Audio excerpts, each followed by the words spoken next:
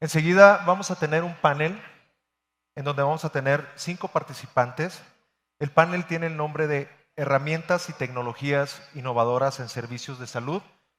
Le pido su presencia, por favor, al doctor Carlos Urrea, vicepresidente global de Asuntos Médicos e Información de Baxter. Por favor, Carlos. Está también Azucena Rodríguez, de EY Colombia. Ella es la Associate Partner of Business Consulting. Tenemos también a Jerónimo Arrieta Barros, de Schneider Electric. Él es el Healthcare Segment Leader. El otro participante es, ya la tuvimos acá también, a la doctora Jimena Alvira, que no requiere más presentación después de su charla tan interesante. Y finalmente, pero no menos importante, tenemos a Álvaro Vargas, está ahorita con el equipo técnico terminando de prepararse, de Droguerías Cruz Verde. Él es el vicepresidente de negocios institucionales. Les pido un aplauso para los panelistas. Ahora es que él dijo que el centro, Así, aquí, ¿no? Donde ahí estás bien, donde Allí. gustes. le dejamos el centro a...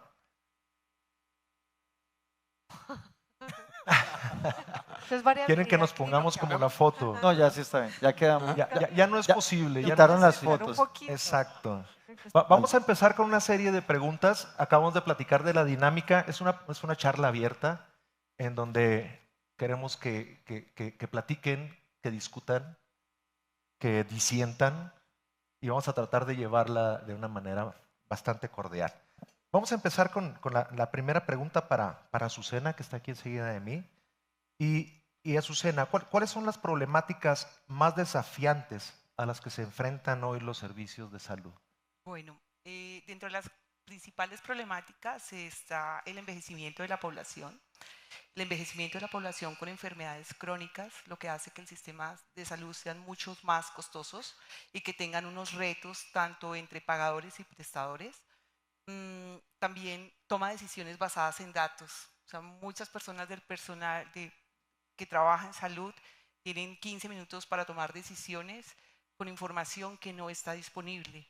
Y realmente esos 15 minutos los tienen que tomar en recolectar esta información de los pacientes y no te queda tanto tiempo pues para preocuparse un poco más por el tema de prestación de servicios. Creo que son como de los retos, bueno, más el tema regulatorio, porque pues el tema regulatorio, y lo vimos un poco en la pandemia, ha sido atrás, se activaron estos temas de telemedicina, en temas de prestación de servicio, y el tema regulatorio pues aún tiene que ir a una velocidad un poco diferente. Creo que son como de los temas allí principales.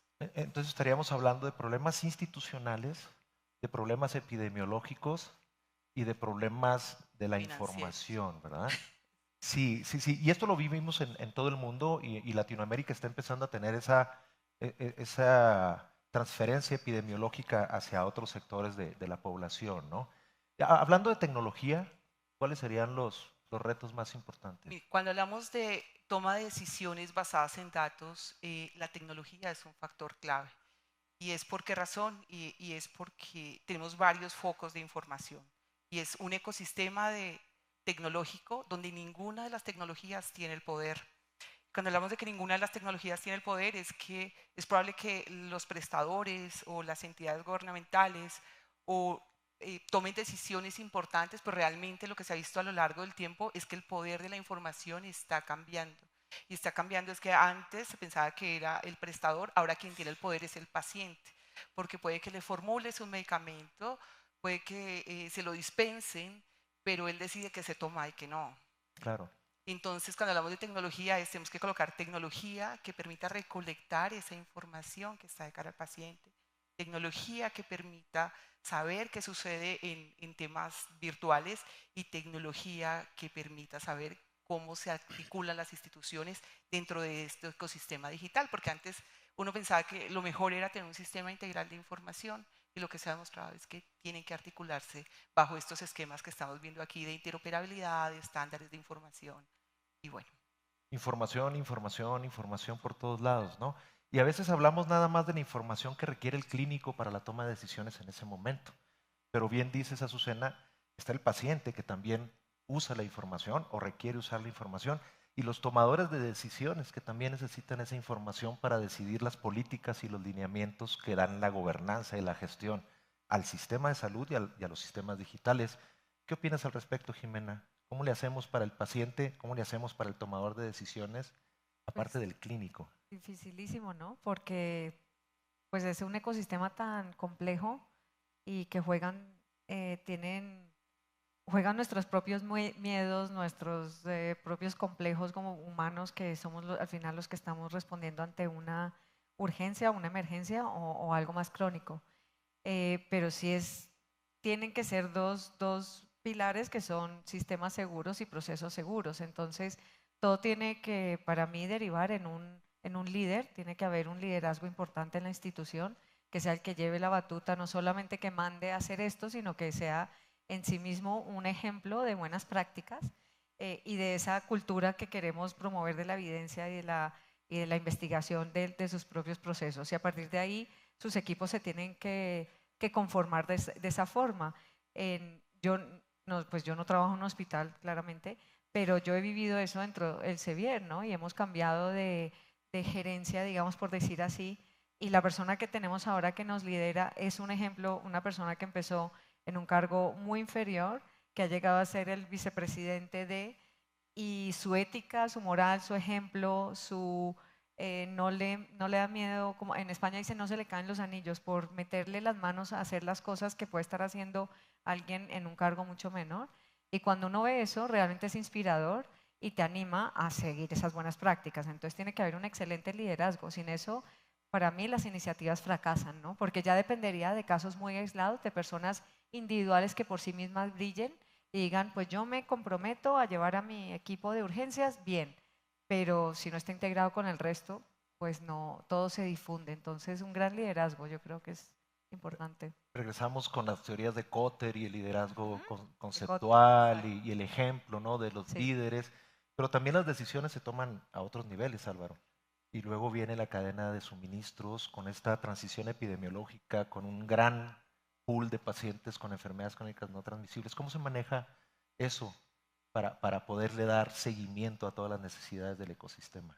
Que uno lo mira en su conjunto, tal, es una institución compleja que se interrelacionan diferentes actores y diferentes servicios para esa prestación de salud. Nosotros gestionamos servicios farmacéuticos y ese servicio farmacéutico tiene un valor asistencial, pero también es el supply chain del hospital. Entonces, la información como esté integrada permite garantizar unos retos fundamentales para todos los servicios farmacéuticos, que es tener la disponibilidad y la oportunidad de medicamentos.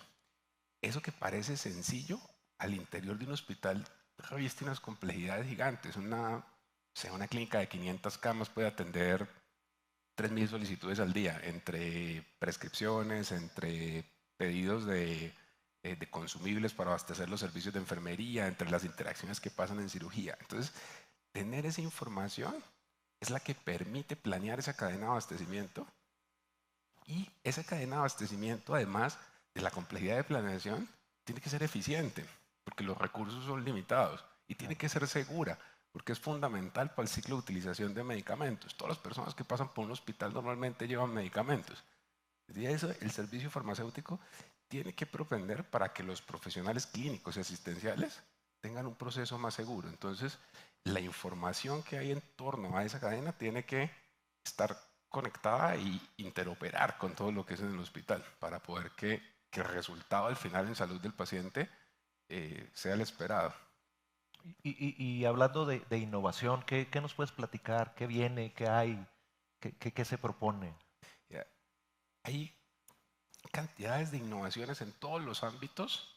Hay muchas cosas que han conversado acá, digamos, de innovaciones que tienen que ver con lo que está en el GIS de la clínica, con la historia clínica electrónica, con los módulos de prescripción, con estos Clinical Support Decision. Nosotros, como cadena de abastecimiento y como servicio farmacéutico, nos hemos tratado es como un sistema. Lo que hemos querido es que incorporar prácticas de otras industrias que nos permitan tener una mejor visibilidad de inventarios, que nos permitan tener una mejor planeación en los dispositivos que permiten esta interfase con el mundo del sistema al mundo fuera del sistema, es decir, para que la información que de los sistemas sea la correcta. Entonces, en ese tipo de innovaciones estamos trabajando, en que la gestión que hacen los químicos farmacéuticos pueda hacerse a través del sistema, en que la prevención de esos errores de medicación puedan hacerse a través del sistema, en que el sistema de dispensación de medicamentos ayude a enfermería a prevenir esos errores. Entonces, hemos construido pues, un proyecto muy robusto sobre un ERP para que todas estas innovaciones funcionen en sí como un conjunto y no sean iniciativas aisladas que se quedan sin tener la efectividad o sin generar el impacto que se requiere para la salud de los pacientes. Hablamos de un ecosistema de información que se vaya hacia la operación y que le ayude al que está en la operación Exactamente. a llevar a cabo sus procesos de mejor manera. Que permita desde la entrada ver qué necesito tener, en qué momento lo necesito tener, en las cantidades que necesito, porque al final del día los recursos son limitados. ¿Cómo hago para hacerlo rápidamente, para hacerlo oportuno, para hacer una preparación de un pedido que sea segura, que permita tener en consideración todos los factores que puedan ser, no sé, si en la historia clínica del paciente hay una alergia, pues que se vea desde la dispensación de medicamentos se pueda prever eso, que se entregue a tiempo y que se mantenga la información y se conecte con el GIS de la institución para que puedan tomar decisiones sobre esa información que se está dando. Esa es como la ruta, digamos, de desarrollo que nosotros hemos planteado y esas son las problemáticas que nos obsesiona resolver. Claro, y tocaste un tema muy interesante que ahorita regresamos con Carlos porque le encanta ese tema y ahorita vamos a pegarle con una pregunta. Pero estamos hablando de las problemáticas desafiantes, Jerónimo, en salud y cuáles son las estrategias. ¿Qué herramientas y soluciones crees tú que pueden ayudar para resolver o para abordar esta problemática que ya hemos estado platicando? Vale, muchas gracias. Yo quiero retomar unas palabras que mencionaba el doctor Fernando hace unos minutos en su charla, ¿no? Y es que definitivamente es necesario que los ingenieros y los médicos empecemos a trabajar de la mano. Cuando logremos esto, podemos sacarle provecho a toda esa data de la que todos estamos conversando el día de hoy, como lo comentaba Azucena, ¿no? La información, la data, hoy es el petróleo de hoy en día en diferentes mercados.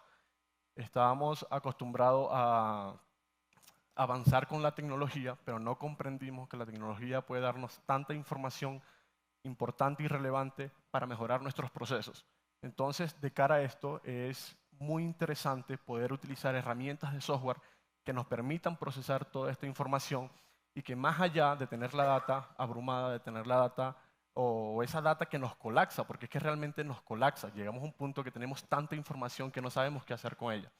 Entonces, hoy en día ya contamos con herramientas de software que tienen la posibilidad de procesar esa data para bajar informes con procedimientos muy puntuales de qué debemos ejecutar, qué debemos hacer para mejorar todos esos procesos, para mejorar todas esas problemáticas que hoy en día estamos afrontando. Entonces, definitivamente, creo que esas herramientas deben estar basadas en herramientas de tecnologías con soluciones de software donde se aplique Big Data, Machine Learning, analítica de datos para poder darle solución a todos los problemas que podemos estar enfrentando el día de hoy en la infraestructura hospitalaria. De acuerdo, vemos todavía hospitales y no está mal, porque la automatización o digitalización no es lo que buscamos en la salud, ¿verdad? Buscamos transformación digital en salud, si no, esto no funciona y se va a la basura el software que compramos el año pasado y se va a la basura la máquina que compramos allá. Y hablando de máquinas y disponibilidad de la información, Carlos, ustedes tienen herramientas que toman la información del paciente en tiempo real y luego cómo le hacemos para que le llegue al médico y pueda tomar las decisiones, como dijeron acá, ¿no? En el momento que se necesita, para lo que se necesita y en el contexto y calidad de la información que se necesita. De acuerdo, o sea, la información adecuada en el momento adecuado para la persona adecuada. Es más fácil de decir que hacer. Definitivamente la industria se está movilizando, lo dijiste Álvaro, en cuanto a la data siendo el petróleo de hoy en día. Y yo creo que lo que nosotros estamos pensando como industria, pero tal vez como médico y lo que volvemos a la unión entre los ingenieros y los médicos es cómo volver esa información, una información que sea útil para ayudar al paciente, ¿no? Es una información que yo necesito ser capaz de digerir y obtener de una forma determinada que me pueda ayudar a ese paciente. Hay muchas herramientas que se están generando, no solo compañías como Baxter, pero creo que es algo que todo el mundo está tratando de ubicar. Pero yo creo que el mensaje es la interoperabilidad tiene que tener un componente de comunicación muy importante, que hay que pensar cómo es esa interfase entre la información y los clínicos y la interfase entre la información y los pacientes. Y yo creo que mucha gente está pensando se enfoca mucho en la data, en el análisis, en la captura de los datos, pero todavía no hay mucha gente o no hay suficientes personas, y ahí es donde viene el rol de los clínicos para aquellos que están en organizaciones, cómo genero una interfase de esos datos que yo pueda utilizar, que los clínicos puedan utilizar para tomar herramientas clínicas adecuadas. Entonces vamos a ver una generación de software muy grande que va a venir, que se va a encargar de eso. Entonces hay compañías que utilizan una aproximación de lo que se llama un centro de comando, donde la información se entrega ahí. Otras compañías como Baxter, la información se quiere llevar es al dispositivo móvil, entonces no es un centro de comando retirado, sino es el usuario adecuado en el momento adecuado. Como lo dije anteriormente, la dificultad para hacerlo, y volvemos a los cuáles van a ser las dificultades del futuro, es cómo manejar ese ecosistema, cómo desarrollarlo sin que nos hundamos en él, ¿no? Porque entonces, para yo saber que yo soy, para que el sistema sepa que Carlos Urrea es el médico de Jimena y que Jimena está en la habitación 2 y que yo estoy en el piso 10, es un comportamiento altamente tecnológico, o sea, ese tipo de información. Y complejo, ¿no, Carlos? Muy, muy complejo. Y que después me puede decir que Jimena, que tiene estos diagnósticos, está presentando estos signos vitales y que a propósito, Carlos, tú deberías estar pensando en ir a mirarla. Esa complejidad hay que manejarla y con la información basada en la evidencia que maneja Jimena. Entonces, yo creo que minimizamos un poco eso y ahí es donde vamos a tener que llegar. Y entonces, Azucena, pues con esos problemas que tenemos en institucionales de información, tecnología, de transformación, de atención, de tiempos de atención, ¿qué podemos hacer con toda esta tecnología para realmente llevarla a, como dice Carlos, a la persona adecuada en el momento adecuado para el uso adecuado? Bueno, esto genera un reto para las organizaciones y es porque hay demasiada tecnología disponible en el mercado. Y una de las industrias que mejor puede aprovechar esa tecnología es el sector salud. Es donde toda la tecnología, cuando hablamos de convergencia de las industrias, esto que tú mencionabas, Álvaro, que hay aplicaciones de otras industrias que se utilizan para cadena de abastecimiento. Creo que el sector salud, si bien es cierto, tiene una brecha importante en el tema de transformación digital, pues sí es el sector que más puede aprovechar esas tecnologías. ¿Qué es lo que sucede? Y es que si yo no sé para dónde voy, cualquier camino me sirve.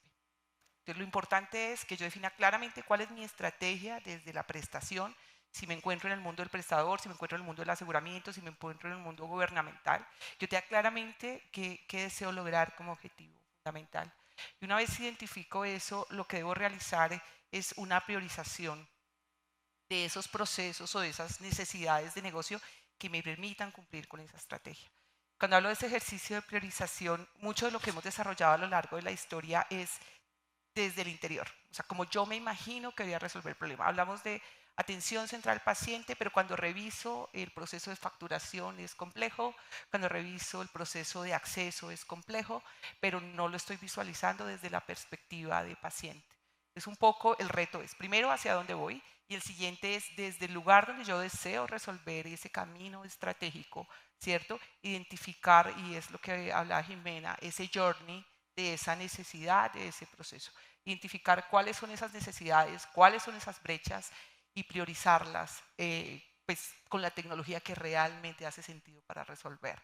Porque como tanta está disponible, pues me imagino que lo que tengo que hacer es invertir en Internet las cosas, pero no es lo que resuelve mi core fundamental. Víctor, Sí, yo quiero añadir algo ahí. ¿Puedo? claro, adelante. Sí, no puedo pedir café. Adelante, de eso se Pues trata. que otra cosa es también lo que las empresas a veces ofrecemos y nos cuesta deliver, porque prometemos muchas cosas que a veces no están en el momento en el que el hospital o la institución está. Y antes de preguntar, bueno, ¿cómo están ustedes? ¿En qué fase están? ¿Qué hacen? ¿Qué tienen? ¿Quiénes están? ¿Quiénes colaboran? Decimos, claro, nosotros lo podemos hacer todo. Y nos hemos visto en situaciones enredadas de procesos muy largos donde lo único que pasa es que se pierde la confianza, se pierde tiempo y obviamente se pierde dinero.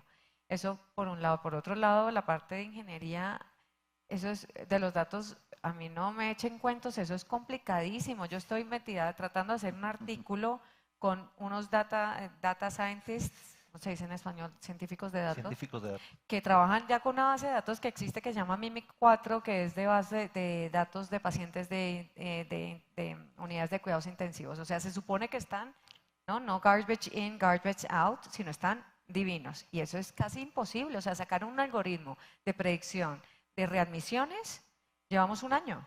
Entonces a mí que a los datos sacarlos es complejísimo. Fuera de eso necesitamos que el que está en Haití sea querido, porque además le han pedido 800 cosas y obviamente, sácame la tabla de este, sí hombre, no. Sí, no. Entonces eso es complicadísimo y por eso es muy chévere lo de todas las reglas de predicción, todo lo que en teoría nos han vendido Watson, nos ha vendido durante cuántos años y al final tampoco es que ha sido una maravilla, que me gustaría como realmente traer a las realidades ahora que hay, y hay muchas cosas, no me lo tienen que contestar porque la FDA ha aprobado muchos algoritmos de Machine Learning para diagnóstico de retinopatía.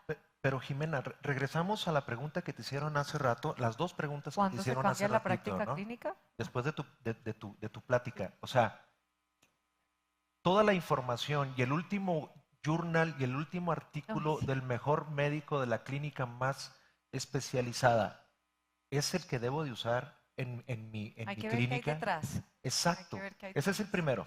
Luego, aplica a mi clínica, aplica mi práctica y estoy listo para usarlo. Por ejemplo, De acuerdo. el mejor medicamento del último artículo que no está disponible en la farmacia y mandamos al paciente a que lo compre quién sabe dónde, ¿no? Y se va a otro lado y lo busca en Amazon y va a Estados Unidos, etcétera. Y luego regresa y le dices, no, ¿sabe qué? Ya no se usa ese. Es el O siguiente le que sirve a un escribió otra paciente persona. de 100, pero con características que tienen que ser caucásicos sin Es el correcto. polimorfismo de no sé qué. Al final es que tenemos que aterrizar, juicio crítico, es que no existe más que nuestro cerebro. Exacto. Así. Jimena, nos vamos para allá porque eso quiere decir que no solo hay que a implementar soluciones, sino hay que tener el terreno fértil en donde esas tecnologías implementadas se adopten de manera eficiente. ¿Cómo lo hacen ustedes para que su cliente adopte realmente las soluciones? De acuerdo, mira que lo que comenta Jimena me hace total sentido. Muchas veces llegamos a los clientes prometiendo maravillas, pero cuando entramos a conocer a ciencia cierta la realidad de las clínicas, de los hospitales, podemos identificar que de hecho los procesos internos no están completamente claros. Entonces, si no tenemos procesos completamente claros, no puedo entregar ese valor que ofrecía mi cliente durante el proceso de Y llegar te hacia ellos, ¿no? retiras. Aquí es la polémica. Ah, Te retiras y no, le dices, no, al contrario. La ¿Qué idea haces? es caminar de la mano con ellos, Ok. poder explicarles, establecer un camino de confianza en el cual digo, oye, mira, o sea, definitivamente tenemos que hacer algo con estos procesos para poder llegar a lo que te prometí en determinado momento. Dentro de nuestras especialidades, para la compañía que trabajo, que es Schneider Electric, no está, digamos que la discriminación de datos para procesos médicos especializados, sino que nosotros estamos más orientados al tema de la infraestructura hospitalaria. Porque la infraestructura hospitalaria suele ser esa infraestructura que soporta toda esa operación de la cual venimos conversando hoy en día. Y si no tenemos una infraestructura preparada, una infraestructura que pueda soportar todos estos temas tecnológicos que se vienen en el futuro o en el presente, porque digamos que ya esto es una realidad, realmente va a ser bastante complejo, ¿no? Entonces, desde el punto de vista de infraestructura hospitalaria, Schneider Electric pues, tiene soluciones geniales a nivel de Building Management System para la gestión de los diferentes componentes de la infraestructura hospitalaria, ¿no? Temas mecánicos, temas hidráulicos, temas de protección de energía, temas de medición de energía. Y cuando unimos todo esto y logramos esa interoperabilidad en temas de infraestructura, podemos ya pavimentar ese terreno, preparar ese terreno para todas esas soluciones tecnológicas que se vienen a continuación basadas en data, ¿no? Porque pues finalmente todo consiste en dejar el terreno preparado para poder soportar todo eso que se nos viene en el futuro en cara a data centers y a procesamiento de datos que requiere una infraestructura bastante interesante. Claro, y hablamos de conocer la madurez digital o de infraestructura de las organizaciones, hablamos de procesos, de estandarización de procesos, reingeniería de procesos, ¿no? Pero también hablamos de las capacidades y habilidades digitales de las personas que van a trabajar con la infraestructura, con la infoestructura, etcétera, ¿no? Y querías comentar algo, Azucena, Bueno, adelante. que cuando hablábamos al inicio de los retos del sector salud y hablamos de que sí había un tema financiero, mucho de lo que hemos mencionado acá realmente no es un tema aislado. O sea, a veces se trata como temas aislados, cuando la gente habla de infraestructura se imagina que es hospitales inteligentes y que no tiene nada que ver con los temas de cadena de abastecimiento. Entonces, un poco para acotar estas ideas es los temas que están asociados a tener hospitales inteligentes, y cuando hablamos de hospitales inteligentes no solamente hablamos de infraestructura, sino hablamos de tener data disponible para toma de decisiones, tener cadenas de abastecimiento eficientes, hablamos de procesos optimizados que se ven beneficiados en optimización, o sea, reflejados en optimización de costos al interior de las organizaciones, y que esa optimización de los costos se ven reflejadas en una mejor prestación de servicio y un enfoque real de prestación de servicio a paciente. Es un poco como, o sea, que no son temas articulados. Y también cuando escuchaba el tema de medicamentos, el tema de medicamentos no es un tema menor. Y ninguno de estos proyectos que estamos hablando, ni de manejo ineficiente de los datos, ni de manejo ineficiente de temas de medicamentos, de manejos de desperdicios, de cadena de abastecimiento inversa, ninguno de estos temas es ajeno al impacto ambiental. Porque tienen ahorros más o menos, o sea, si miramos lo que significa la prestación de servicio de salud, es equivalente a 59 plantas de producción de carbón. O sea, no estamos hablando de un tema menor, o sea, no es solamente optimización de costos, prestación de servicio, sino impacto en el ambiente.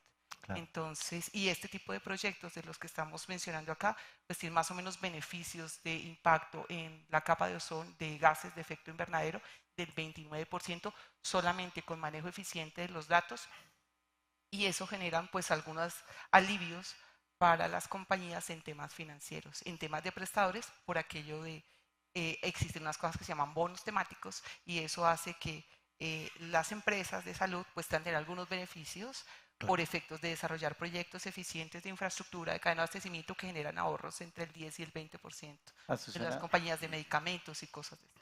Totalmente de acuerdo contigo, y a mí me gustaría agregar un componente de cómo está comunicado y conectado todo, que es el aspecto regulatorio y el aspecto legal, ¿no? Es otra cosa que influencia muchísimo en Estados Unidos. Cuando se empezaron a establecer los estándares de comunicación, se abrieron nuevas oportunidades y nuevas puertas para lograr eso. Hay que romper barreras relacionadas como cómo se maneja la información de los pacientes, y eso es algo que definitivamente la parte regulatoria, la parte gubernamental tiene que establecer políticas claras para poder establecer esos sistemas de comunicación, y también un componente asociado al reembolso, ¿no? ¿Qué tipo de cosas se van a pagar y qué no se va a pagar? Entonces, además de las cosas que tú mencionaste de operaciones que están muy conectadas, también siempre tenemos que tener en cuenta el ámbito regulatorio y el ámbito legal que va a favorecer o a entorpecer que ese tipo de interoperabilidad se facilite. Pero es más sencillo trabajar con medicamentos que con personas, ¿no, Álvaro? O sea, son procesos sistematizados, ya conocidos. Es cierto, esto es más sencillo todo esto de trabajar con insumos que con personas. No, pues primero las personas hacen la cadena de abastecimiento, y segundo, hay un impacto importantísimo en todo el ciclo de utilización de medicamentos. Y ahora, digamos, un poco el aporte que iba a hacer en el comentario anterior, es que siempre hay que mirar también cuando se implantan estas nuevas soluciones, estas innovaciones, hay que ver el proceso y hay que ver todos esos trade-offs que hay al interior de la organización. Digamos, una experiencia nuestra, implementamos unos sistemas automáticos de dispensación de medicamentos en las farmacias de urgencias de los hospitales y clínicas. Y esto, que parecía simple, digamos, la enfermera se acerca, retira los medicamentos que requiere y está. Y debería de tener unas ayudas para que previniera los errores de medicación y demás. Pero esto, después de que arrancamos el proyecto, tuvo un trabajo gigante detrás, porque si no lo conectábamos a la historia clínica del módulo de prescripción, pues al final la enfermera iba a terminar haciendo un doble trabajo que iba a quitar tiempo del cuidado para los pacientes y demás. Y una vez que lo conectamos, pues había que alinear ya la guía de práctica clínica, porque entonces las posiciones de almacenamiento pues eran limitadas. Entonces el médico no podía prescribir infinitamente, porque si no la persona que estaba en urgencias no iba a encontrar la disponibilidad. Entonces hasta el prescriptor desde eso, y luego tuvimos que alinear la planeación y demás temas para que los medicamentos estuvieran siempre en la oportunidad. Entonces, cada proyecto de estos termina teniendo unos impactos grandísimos, una responsabilidad sobre la salud del paciente, pero que son personas que adoptan esos procesos y que los procesos deben revisarse. Si uno los deja ahí a la mitad, por eso genera tanta frustración a veces los proyectos de tecnología, porque uno ve su pedazo y dice, ok, listo, esto me va a resolver, y me resolvió, y uno dice, oh, hasta aquí estaba el alcance, lo demás es un control de cambios. Hasta aquí era el alcance. Entonces, siempre hay que mirar esa integralidad, es súper. Siempre está el factor humano, ¿verdad? Siempre está el factor humano y puedes poner el proceso más automatizado con más candados y la gente busca la manera de darle la vuelta y hacer un workaround para trabajar como trabajaba. Siempre hay un factor humano y siempre hay un humano, digamos, al otro lado recibiendo el... Detrás del factor. Y hablando del factor humano, siempre termino con esto en los paneles, a lo mejor me van a escuchar con lo mismo, pero diferentes opiniones de otros panelistas.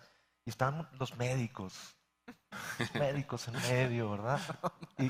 Y la gestión del cambio y la resistencia al cambio, y los médicos no quieren, y los médicos no escriben, y los médicos no usan, y los médicos se resisten. Voy a levantarme y me voy a ir y los voy a dejar aquí comentando al respecto, ¿no es cierto? A ver su opinión al respecto. Ya hay un cambio de paradigma, ya el médico es más receptivo. A mí no me gusta hablar de gestión del cambio, me gusta hablar de la gestión de la confianza. Porque del otro lado está una persona que necesita tenerle confianza al sistema y a los resultados del uso de los sistemas, de la infraestructura, de los procesos, etcétera. Me gustaría oír la opinión de cada uno. Tenemos 4 minutos. Bueno, yo digo rápido. Para terminar. Empezamos Primero las mejor. damas. No, Dale. primero las damas Eso, y dale. al final los caballeros. Bueno. Para mí, Sigue. bueno, mi apellido es por A, entonces soy la primera. Incentivos y motivación. O sea, a los médicos también se les impone y hace esto y ahora cambiamos de sistema y ahora esto y pocas veces revierte en ellos el beneficio de lo que están haciendo. O sea, si hay más datos que tienen que recoger, ¿eso para qué está sirviendo? Que muestren hacia dónde van, no solamente por temas organizacionales, administrativos y por ahorrar dinero, porque al final muchos estudiamos medicina por vocación porque realmente creemos en que hacemos algo útil y eso, en realidad la plata pues es algo que de pronto viene secundario, entonces motivación y que haya espacios para motivación y recompensa y que se sientan realmente que sí están trabajando por un beneficio común. Gracias. Al público le voy a decir que escuchen, están de diferente, las opiniones van a ser diferentes desde el punto de vista de los médicos que de los demás. Azucena. Bueno, yo increíblemente estoy alineada contigo. Yo sí creo que hay un tema, cuando uno habla de experiencia de paciente, tiene que revisar la experiencia de la capa que tiene el directo relacionamiento con el paciente. Si realmente cuando seguimos desarrollando plataformas tecnológicas o tenemos tecnología disponible que no está orientada a resolver esos 15 minutos que tiene un médico para atender un paciente, estamos un poquito desarticulados y los proyectos que tú hacías una pregunta aquí no van a funcionar. Y no van a funcionar, pero es que tú tienes que digitar el dato. ¿Y por qué no utilizamos mejor inteligencia artificial para facilitar esos 15 minutos del médico? Para que ese médico mejore la experiencia hacia paciente. Entonces es un poquito ponernos en la posición del otro y revisar por qué ese médico no está digitando los datos como corresponde. ¿Será que son muy complejos? ¿Será que no puedo hacer algo diferente para resolverle el camino a ese médico? Para que ese médico como consecuencia pueda brindar una mejor experiencia al paciente. Yo creo que es un poco... Gracias, Azucena. Seguimos por ahí. No, y estoy totalmente de acuerdo con Azucena. Creería que en todo este tema de desarrollo de tecnologías para facilitar la vida de los médicos, estas herramientas deben ser totalmente amigables y deben ser totalmente pensadas en el hecho de que no vaya a entorpecer el trabajo del médico y que no tenga que buscar hacer esa vuelta que tú mencionabas previamente, Víctor, para sacarle el cuerpo, sino que todo sea muy fácil, todo sea muy comestible y que realmente se enfoque en lo que a ellos les debe interesar, que es el cuidado de la salud de los pacientes. Correcto, ¿no? Que al final es el objetivo de la salud digital, De ¿no? acuerdo. Mejorar o mantener la salud de las personas y para eso estamos trabajando, no para cumplir con caprichos o problemas administrativos. Carlos, ¿qué opinas? Indudablemente el rol del médico y también de todo el personal de salud es necesario, pero yo vengo de la escuela americana donde hay que ser muy intencional al respecto. Entonces, en Estados Unidos se crean las figuras del Chief Medical Information Officer, el Chief Nurse Information Officer, y el rol el rol clínico se establece como un rol formal, donde está involucrado, donde dirige las políticas del manejo de datos, de implementación de la tecnología, de la mano con la gente técnica. Entonces, para mí no debe pasar simplemente como con el médico en el frente del consultorio y miramos, no, o sea, yo creo que las organizaciones tienen que ser de una manera muy intencional, pensando en cómo se involucra el personal de salud de una forma formal y son posiciones pagadas, es a lo que se dedica la persona. Entonces, yo creo que debemos pensar tal vez como una manera de política de salud, es cómo creamos esos roles en Colombia del Chief Medical Information Officer, del Chief Nurse Information Officer, que realmente van a llevarnos, nos van a ayudar a llevar esa transformación digital. Álvaro. Digamos, viéndolo desde un ámbito más conceptual, yo creo que recogen dos aspectos fundamentales y es empatía, ¿no? Es la empatía y el propósito. O sea, lo primero que uno tiene que ver es que el personal asistencial hace normalmente lo que hace porque lo considera la mejor forma de hacerlo para un paciente y tiene una presión y una responsabilidad y lo hacen de esa manera por algo. Entonces yo creo que eso hay que entenderlo y hay que alinear ese propósito final. Cuando uno dice yo voy a implantar esta tecnología porque quiero A, B o C, es porque esto lo quiero lograr y porque estamos alineados que es una prioridad y que es el mismo propósito, porque va a revertir en un mejor resultado en salud del paciente o porque va a ser parte de la sostenibilidad que está buscando, que al final revierte más salud para más pacientes en un resultado de salud agregado. Entonces yo creo que esas dos cosas las tiene que tener uno siempre en mente, la empatía y el propósito cuando plantea o implanta estos proyectos de tecnología. Formidable. Terminamos con el tiempo, nos pasamos como 10 segundos. Jimena, Carlos, Álvaro, Azucena, Jerónimo, les agradezco infinitamente sus opiniones y espero que hayan sido de provecho para el público. Les pido un aplauso para los panelistas. Gracias. Nos retiramos. Normalmente hay una fotografía de los panelistas al final. ¿Está por ahí fotografía? ¿No? Ok. Sí, viene. Además tengo la oportunidad de salir en fotos con gente bien importante. Vénganse para acá.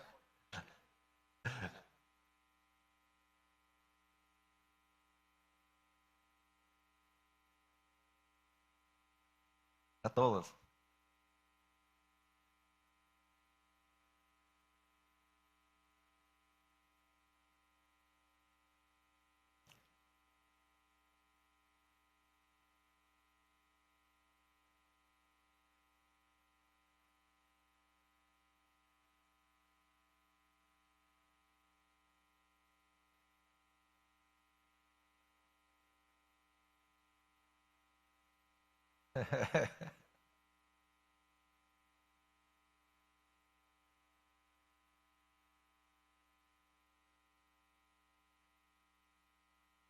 Y listo.